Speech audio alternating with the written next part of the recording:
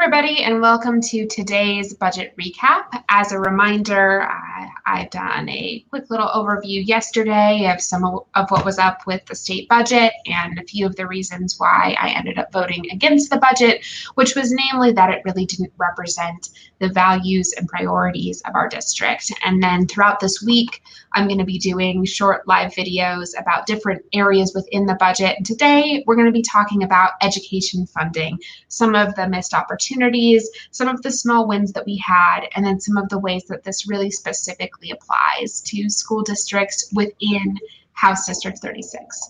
So let's start by talking about some of the missed opportunities. And, the missed opportunities in education funding was one of the big reasons why I did not support this budget, because there were billions of dollars in federal funding that came to the state that has been set aside in a so-called rainy day fund that could have been used to fully fund our schools. At the end of the day, our families in House District 36 have been through it this year. And so I think it's really important that we make sure that funding goes to help families and kids. And so leaving billions of dollars in federal funding on the table was simply not acceptable to me. We could have funded the schools in our district in a way that would have allowed local districts to not raise property taxes or potentially even to lower them. But the fact that we did not fully fund our public schools in this budget, even though we had the money to do so, really guarantees that zip codes are going to continue to be a determining factor for the funding for our schools and therefore the success of our students. I really believe that stimulus money is not meant to be hoarded. It's meant to put hardworking families and residents of House District 36 back to work and get our kids back on track and successful in schools. This budget could have infused millions of dollars in our schools, finally contributing in a very meaningful way to public education. And I am concerned that our school districts might have to raise property taxes. I don't know if they're going to or not, but there have been significant expenses for our schools lately. And we know that a lot of our school buildings, for example, are really old, and our students deserve to learn and our teachers deserve to work in a healthy environment, not in a school that's full of lead or asbestos.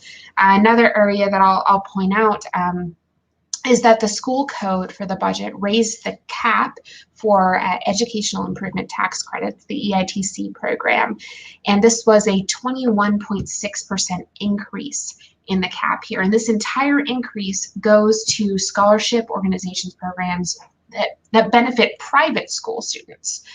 And, look, I understand that private schools can be really great places for kids to learn, but I want to compare this, and I'll talk about the specific numbers later on, but I want to compare this to the percent increase in funding for public education, for our public school districts. When I'm looking at the numbers, the biggest increase in funding for a public school district within House District 36 was 4.9%. And compare that to this increase in this program for private school students of 21.6%. And that is really concerning to me. Also, just briefly, I'll point out that for the PA state system of higher education, there was no increase in state funding. So as we're thinking about opportunities that exist for our students as they leave high school and transition to college potentially, that also remains concerning. But I do want to talk a little bit about some small wins that we had in the budget. There was a $300 million increase in basic education funding. And again, like I said, there was billions of dollars in federal funding that was left on the table. So this represents in no way fully funding public education, but it was an increase. And so I do want to point that out. And I'll talk about some of the increases specifically for our school districts in a moment. There was also a $50 million increase for special education funding. Pittsburgh Public Schools, for example, has about 20% of their students who have IEPs, individual education plans. And I think it's really important that our students are given all of the tools that they need to succeed, and IEPs help those kids do that.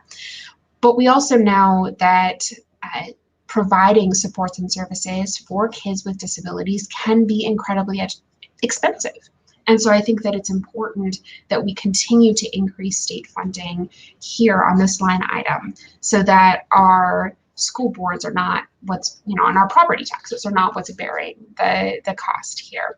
So, again, this doesn't represent fully funding special education, but it is a step in the right direction.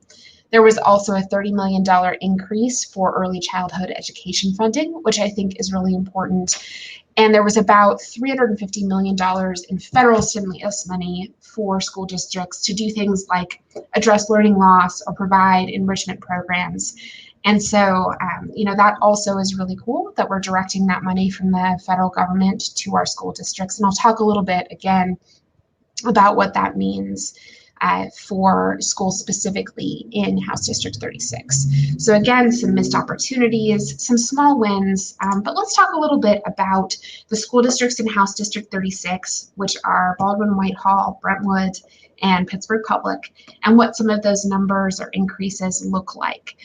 So for example, Baldwin-Whitehall overall saw an increase in basic education funding of about 5.4%, and for special education funding an increase of about 3.3%, which overall is about a 4.9% increase, which again, like I said earlier, it's not enough. It's not fully funding public education, which is really what we need. But we also are directing about $400,000 worth of federal funds toward Baldwin-Whitehall, which I think will also continue to go a long way.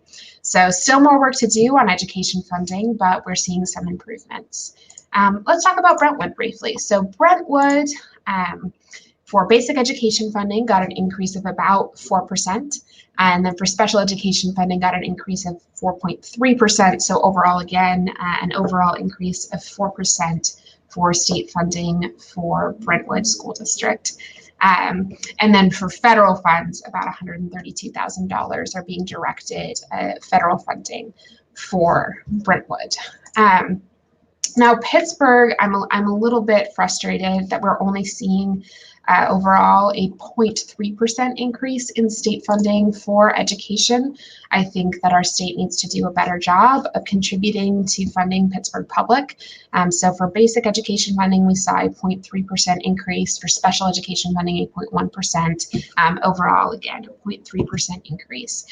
But then we're seeing a significant chunk of money, you can see the number there, of federal funding that's being directed toward Pittsburgh Public to address things like learning loss. And I do think that that is really exciting. So those are the numbers specifically when we're talking about school districts that are within my state house district, our District 36. And, still a lot more work to do when it comes to education funding. Like I said, I was really disappointed that we left billions of dollars on the table that could have been used to fully fund education, one of the major reasons why I voted against the budget. But we do see some small wins here as well, in addition to those missed opportunities. Please feel free to let me know if you ever have any questions about the budget or the budget process, how state funding works. Always happy to answer questions. And again, as you all know, if you're ever having any issues with state services, please feel free to give my office a call. We're always happy to help out. So that's your recap about education funding and the state budget. I'll look forward to seeing you all tomorrow with yet another video about the budget. Take care.